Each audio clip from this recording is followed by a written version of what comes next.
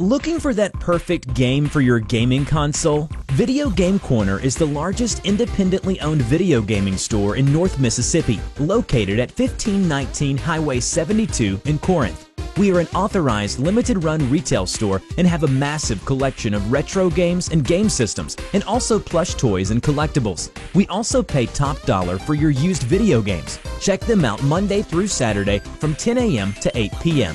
Visit Video Game Corner in Corinth. Before I begin, the product in this review was actually won from Tupelo Airsoft Club from their raffle from Tupelo, well, Con.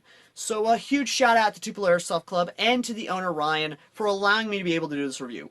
Thank you, my guy. Thank you, the guys at Tupelo Airsoft Club. Now, on to the review.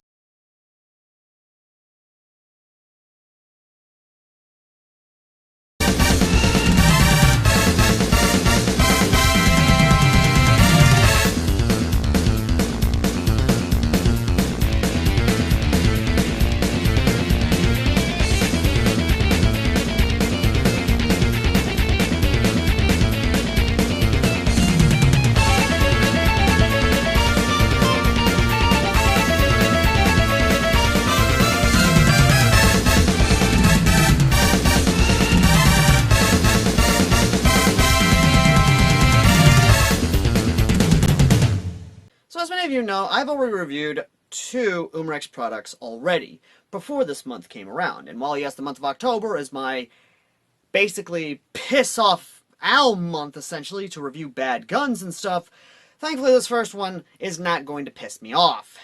Hopefully. Now, I've heard a lot of good things about this product, and a lot of good things, especially the fact of, apparently it's a quote-unquote 3D printer's best friend. So what is the product in question? Well, it's the Umarex H8R revolver. When the V1 came out, a lot of people actually praised it and liked it because of its CQB, FPS, the fact that it's a 10-round clip, we'll get to that in a second, and of course, just everything else. Now, this is based off of course, the BB version, and this has actually led to the creation of many other H8R-based products, not only in paintball, but also Nerf through Umarex's Rekt line. R-E-K-T. Just for those of you who want to know. And of course, the biggest complaint I've got about the goddamn thing is the fact of it still comes in a clamshell product. Even when at Academy Sports, which this is being sold at now, and a few other sports retailers, basically big box sports stores, comes in a clamshell fucking box. So small tirade right here, at least a small fucking rant. Can we go ahead and basically get rid of the goddamn clamshell plastic? These things have actually led to more injuries than anything else. I mean, Jesus Christ. Is it so hard to basically do a fucking box? Is it so hard to make a box? I mean, for the love of God. Many springers now come in fucking boxes. Even the cheapest of KWC 1911 springers come in fucking boxes. Is it so hard to move away from the clamshell? Come on, people! Now, of course, aside from the gun itself, which we will get to in a second, it does come with a lot of paperwork. But much like any of us who basically know about gas blowbacks or even just gas revolvers ourselves, the immediate response to us finding the fucking manual is mostly this. Wow, that's a lot of words. Too bad I'm not reading them. And let's be honest here, people, we're not going to follow the goddamn manual. If anything, we understand the fucking thing because it's basically so fucking simple that a monkey can basically do it. Nay, even an anti-fucking gunner could understand the goddamn thing. But, my tirades aside, what exactly is the H8R revolver V2, not the V1? Well, just to kind of go ahead and say outright, the V1 is basically non-hop-up, and they are still being sold, and you can buy them on Amazon and even other airsoft retailers. Still being made because, well, it's still a very good gun, and thanks to Brain Exploder, you can actually understand and know how to actually modify it. However, you know, people, Umarex, I guess, realizing that, you know, maybe a hop-up would be good for this sort of thing, a V2 was presented and made, and the V2... well, I'm just going to go ahead and say it, the V2 is honestly good. Excuse me, the fuck did you just say? Umarex did good. And just by looking at the thing, I wouldn't be surprised if this was in Cyberpunk 2077. I mean, come on, look at the fucking thing. This thing right here looks like something out of Cyberpunk, or hell, out of any sort of futuristic setting itself. Missed opportunity for more Picatinny, I'm just saying, you know. But thankfully enough, this is, in fact, a 3D printer's best friend. I mean, Jesus Christ, just look at some of these kits!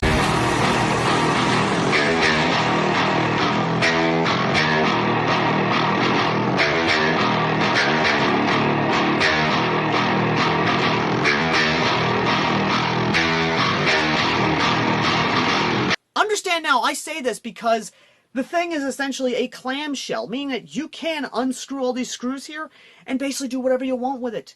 You can basically take out the internals out of this and put it into another 3D printed body. This thing is a 3D printer's best friend. At fucking $80, if you get on sale for $70, if not $60, you can have yourself a 3D printer's best friend right here and turn it into whatever the hell you want. There's already a kit to give you a threaded barrel. There's already a kit to turn this thing into the Destiny revolver. There's already a kit to turn this thing into the Blade Runner revolver. Or the Blade Runner's gun. That gun. Or if you want to go more Fallout, the 5.56 223 revolver.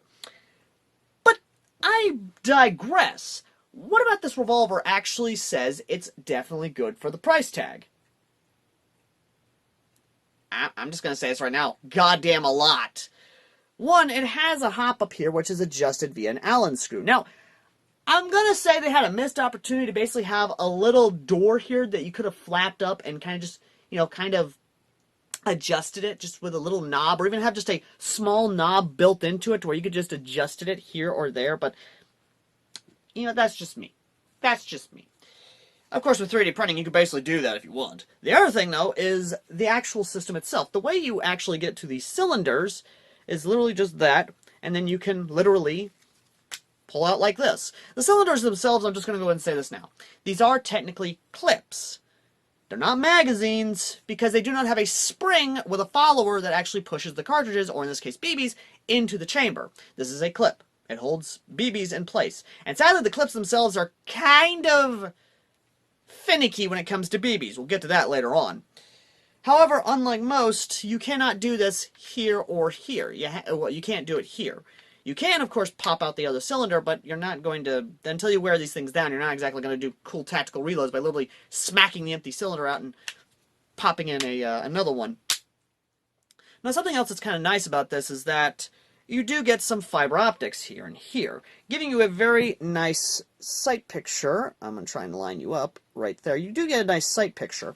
It is a double-action revolver, of course, and the way you actually get to the CO2 is by popping this open right here, if I don't flag myself any more than I already have. Lift up, and you already have a tool in the actual thing itself. That definitely does help. Now, the grip itself is actually very comfortable. I do love the grip. It's definitely nice, I'm not going to lie. The safety is something else entirely. The safety is behind the hammer, meaning you have to... Now, I will admit that is definitely okay, but, you know, it's just one of those things. I'm not a fan of it. I don't know. It's just me personally. Just me personally.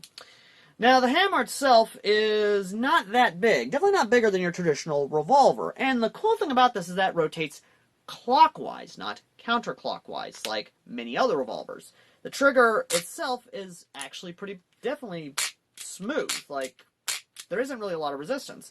Pulling back, there is a little bit of...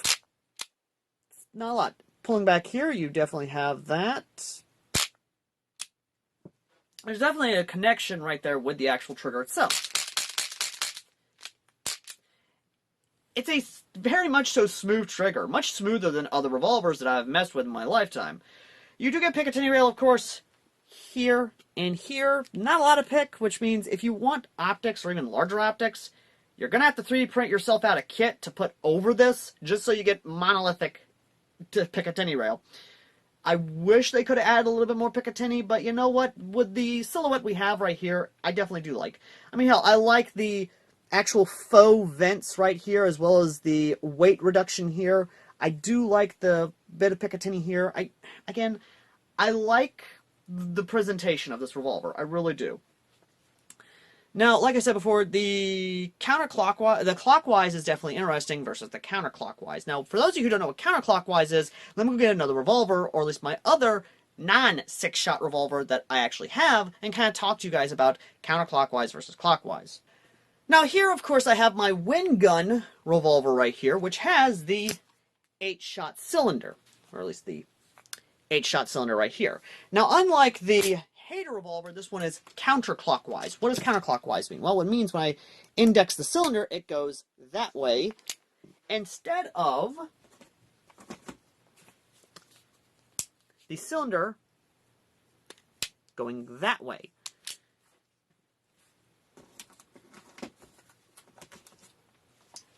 Now, in terms of each revolver, each one has their own trigger. However, the trigger on this one is, yeah, well, this one, a little more instantaneous. However, in terms of actually, this one's a little bit more meaty, a little bit more chunky. Well, this one's a little bit more smooth and just not as bad. Like I said, this one's a little more chunky. Even when pulling back the hammer, you can it definitely feels a little bit more heavier, while this one a little bit more smoother. However, the biggest one has to be the hammers themselves. If you look at the hammers between the H8R and a standard revolver, this one's a little bit larger, a little bigger, a little more beefier, while this one's a little more slim and a little more svelte, I guess you could say. Now, the biggest advantage of this is that it's lighter because it's all polymer. The all-polymer frame and build definitely makes it a little bit more lighter of a revolver. However, that does somewhat make it a little hard because whenever I do try to do it like this, immediately I feel like lifting up almost, while my immediate is bring it down while I'm trying to compensate. So immediately, whenever I have a heavy revolver, I immediately want to try and point down. Pointing down like this, I'm not, yeah, it's just something you're going to have to get used to in terms of weight, but this one is a little bit lighter than the full metal frame revolver. So, yeah, again, just a bit of a difference and something to get more used to, I guess you should say. Now, the cool thing about this is that this does come with 2 other cylinders, giving you effectively 30 rounds to mess with. These are 10-round cylinders. But the thing is, a lot of people are going to kind of point out that it's kind of difficult to hold those cylinders. Well, no worries, ladies and gentlemen, because the 3D printing community has come to our aid, creating, honestly, these cool holders. One is sort of like a shotgun holder of sorts, where it has a spring follower that actually pushes the cylinders down and keeps them in place, where you actually can pull them out, put them in, close it, and then continue to go. The other one is more of a clip system, and when I mean clip, I mean like it clips into place, meaning it is a friction fit system, where you can actually just pull it out, pop it in, close, go. Again, it's something I'm actually kind of happy about, the fact that the 3D printing community has actually come to our aid on this. So, yeah, this is actually kind of a cool thing. I mean, when I said this is a 3D printer's gun, I mean this is a 3D printer's gun. So, yeah, this is actually kind of cool. I'll take your entire stock! So, yeah, I've kind of said all I could about this. Let's get to the FPS and range test and actually see what this thing can do without the hop-up adjusted. Alright then, ladies and gentlemen, we have, of course, the H8R revolver, obviously not loaded, and our 12-gram CO2 cartridge. Now, let's just go ahead and, convenient right here, of course, pull that back. Woo! Don't want to lose that. And that reveals our tool, which we shall be using to put in here. Now, let me just make sure the thing is, of course, nice and, nope. So we're just going to place that there, so we know our thing is nice and, good. We'll just do this real quick. Nice little bit of rotation, it is in, rotation, and then just nice little bit of, there we go.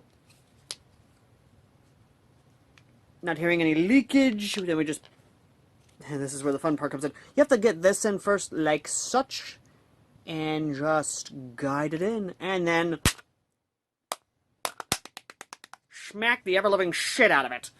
Anyway, now that we have the CO2 in here, we shall of course take our 10-shot cylinder, put like this, shove it in, make sure it's nice and, lined up, bring that down.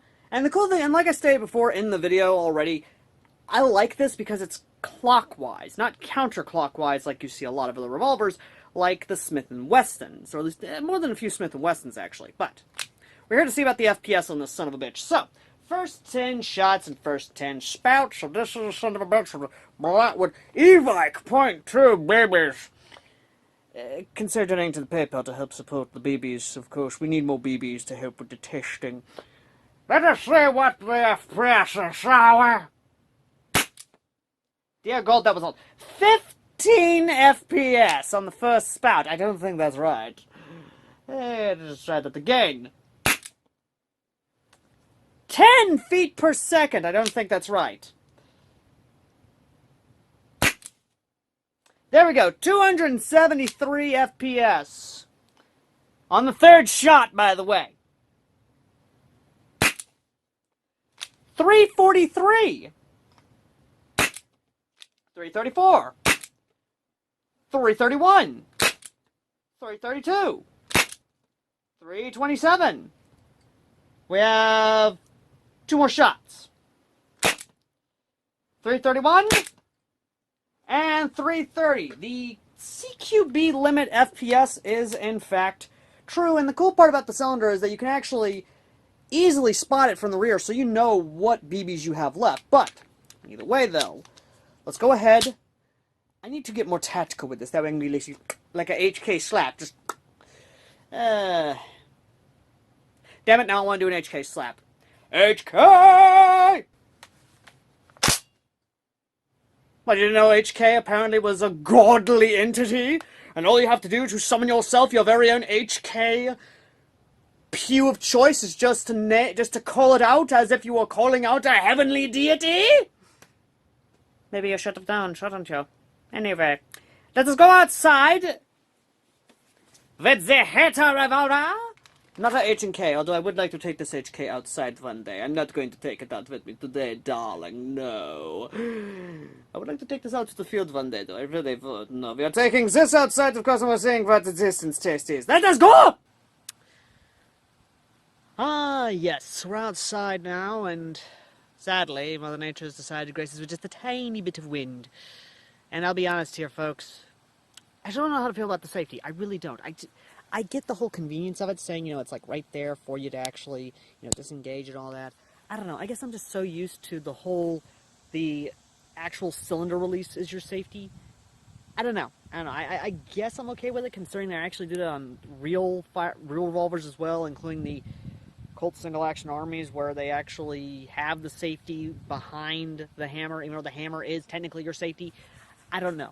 I really don't know. But I have 3 discs loaded up here. I've got .12s, .20s, and .25s. Yes, I am finally using .25s. Wasting them, and you folks actually get to help supply more if you help donate to the PayPal. Now, I want to kind of point out with the disc real quick is that the discs are kind of finicky.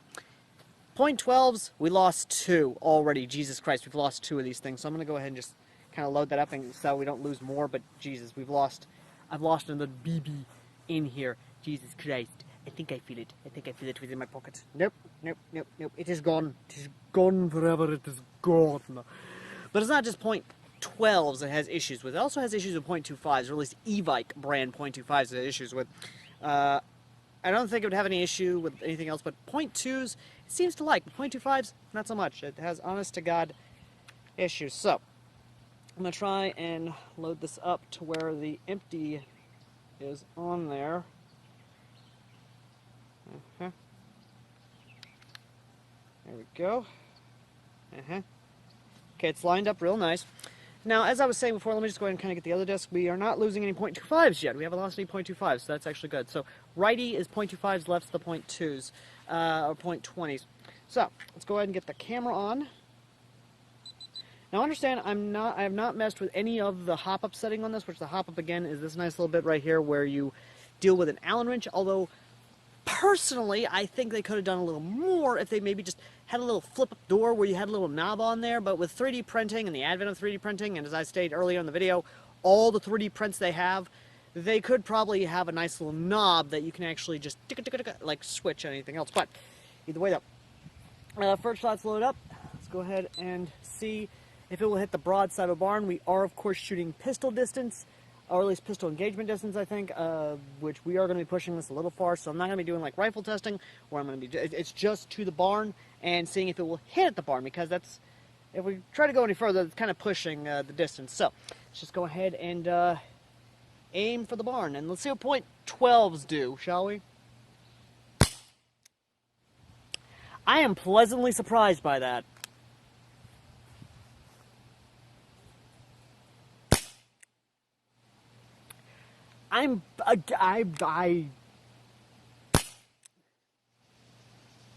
It hit the barn. It hit the damn barn.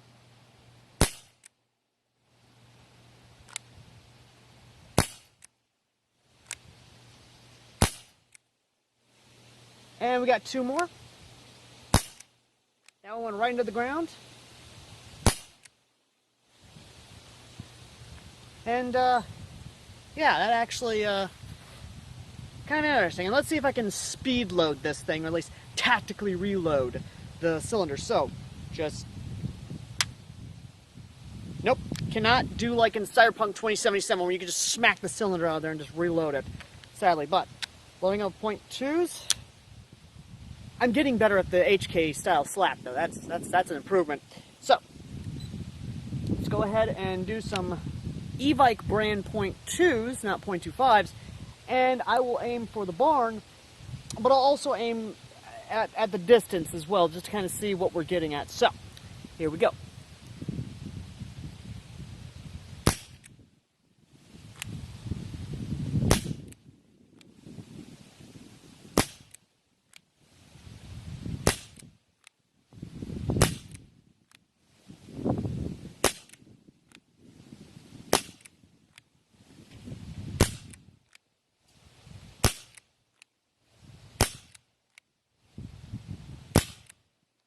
And we're empty. Again, I have not adjusted the hop up on this, and already you can see the, okay, so I can tactically reload with my finger, but not the actual cylinder itself. That's interesting. But already we're seeing a bit of what we have, especially with not adjusted hop up, but but some do fly off into the direction it is. But even without the hop up adjusted, it's still shooting laser beams, which I am very impressed with. So, let's go ahead and do .25s, see if it likes some Evike brand .25s, not Elite Force, mind you, because of course everyone uses Elite Force. I use Evike, or at least that's what Apex has supplied me with, at least. But, either way though, I'm going to be a little tactical with this. There we go. And I'm going to use I'm going to take my gentleman's stance here to shoot 100. See if it'll hit the broadside of the barn. Yes, it will. And let's just go ahead and take the traditional shooter stance and do some double action. It hit.